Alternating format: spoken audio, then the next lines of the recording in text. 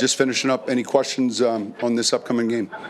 You talked about building a locker room with the right types of guys. Garett Bolles yesterday, Walter Payton Man of the Year. Yeah. We've got so many people in this league that go out and above and beyond, and the stuff he does is remarkable. And anytime we have a guest at Saturday's practice, maybe a child with a wish, you know, the last person there is Garrett. He's like relentless with his giving, and that reflects well on our team and our organization, and that's a big deal. I'm proud of him for that. Sean, you talked about Riley Moss's confidence and mentality before. As he Yeah. tries to figure out, how to navigate the penalties, how do you guys as coaches make sure to not, overcoach him? Yeah, listen, I think, you're always, studying technique and working on it. One of his great strengths is his confidence level and how he plays the game, and I think it's necessary. You guys know that at that position, and so yeah, we keep going, and when some of them come in, then you just keep competing. The Benito batted down ball. Take a look at the underneath crossers going after our safety, and tell me what you think. Anyone seen that play? He did. Yeah. Take a flag, should have been. Pick flag. You can't block someone. Like you can run at him and avoid him, but that's significant if he's able to get the ball off. You know what I mean? That's the end of the game. Anyway, Sean, you what do you got? talked after last Sunday's game about what it's like in the locker room after victory, smoke machine, the noise. Some of the players who were in New Orleans said you kind of started that with the Saints. Talk about kind of the.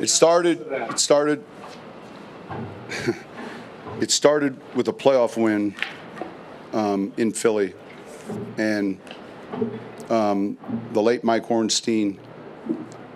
I had given him $800 and just said, find me a boombox. We're going to need it after this game. And so I think it was a wild card round. And I don't know where he got it. And it's not like but it became a thing. And then, well, if we're going to do something, then we're going to. So then the speaker system travels, then the smoke system, then all of it, then occasionally we might have live entertainment, and in other words, but it kind of built from there.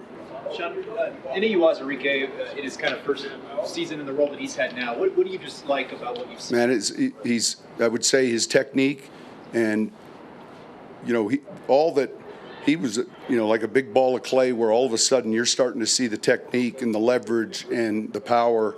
And it's hard for anyone if you're just gone a year. Like for any of us, think about just being gone a year and then hopping back into your job. And to see him do that, and now to see him, he comes to work with a great attitude.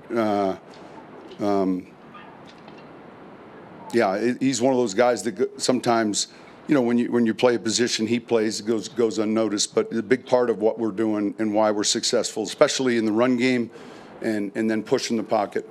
Sean, going back to Garrett for a minute, obviously the off-the-field stuff, but is he playing some of the best football of his career too? He is. Look, he's. It's interesting. Occasionally we'll have a protection plan, like we obviously with Max. All credit to him. He's not always to the right, but in a lot of the sub, he's to the right. But he can move around. In our last game, he lined up over the center. But we don't ever take Garrett for credit, but a lot of times he's not getting help. And he's so athletic, and he is playing well.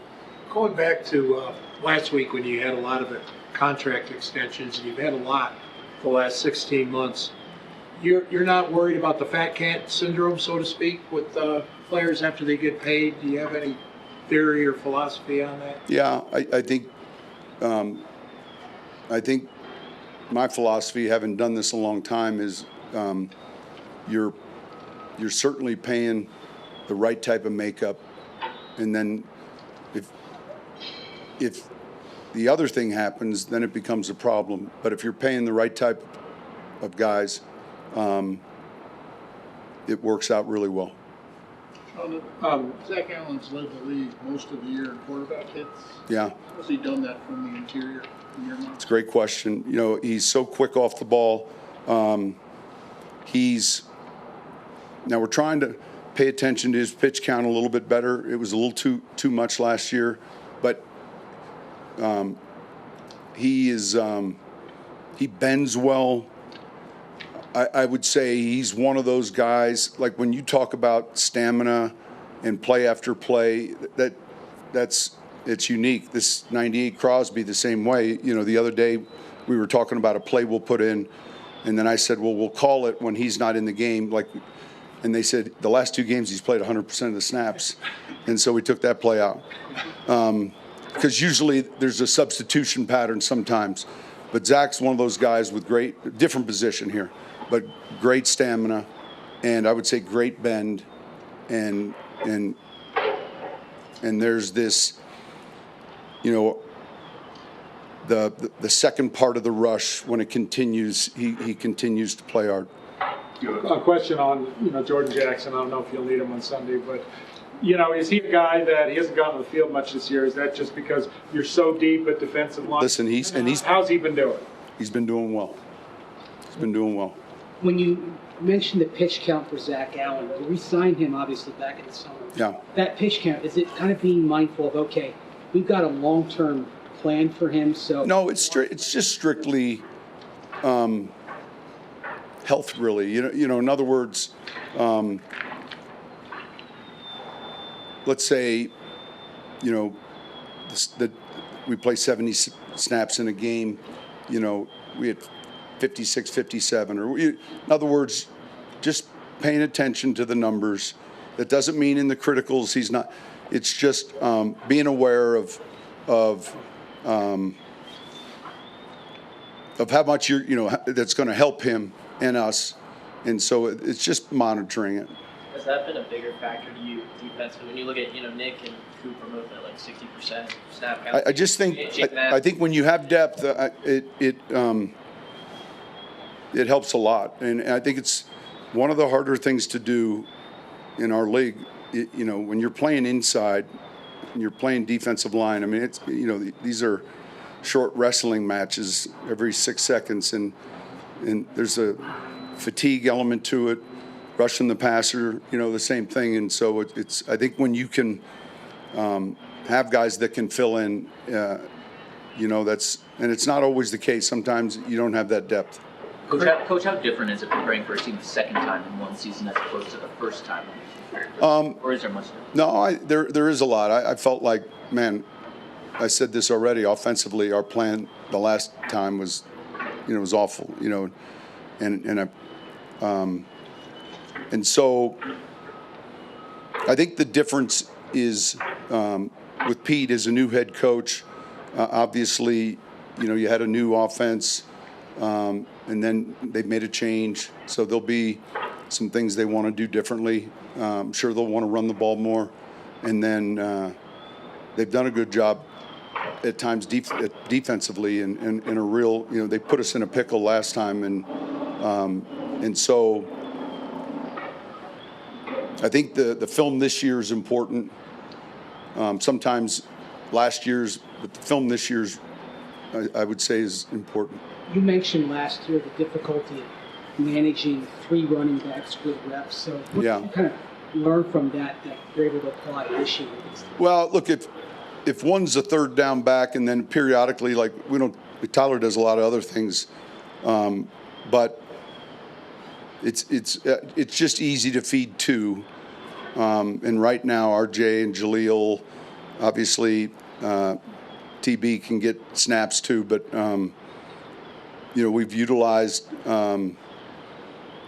Adam in some of the sub protection roles. He's really good. He's and he's heavy. You know, he's good at protection, and so when you get into maybe some of your longer yardage situations, he's converted a few too. I think he had one last week.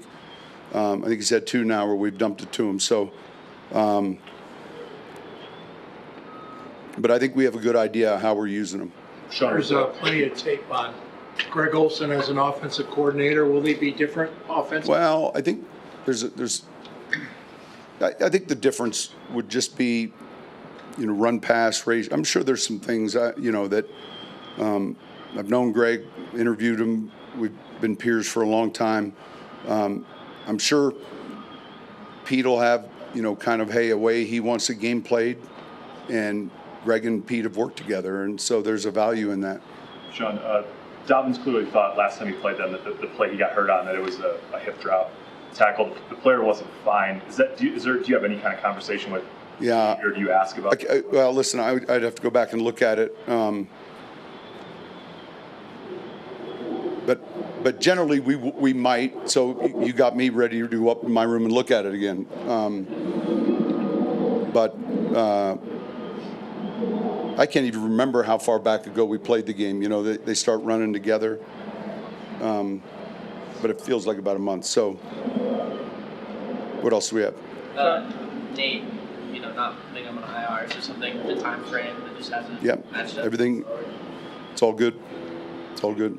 Zach was a DNP yesterday. Do you have a? He's all good. Yep. How about DJ Jones? I'm not going through the players. All right, you guys are good. Thank you.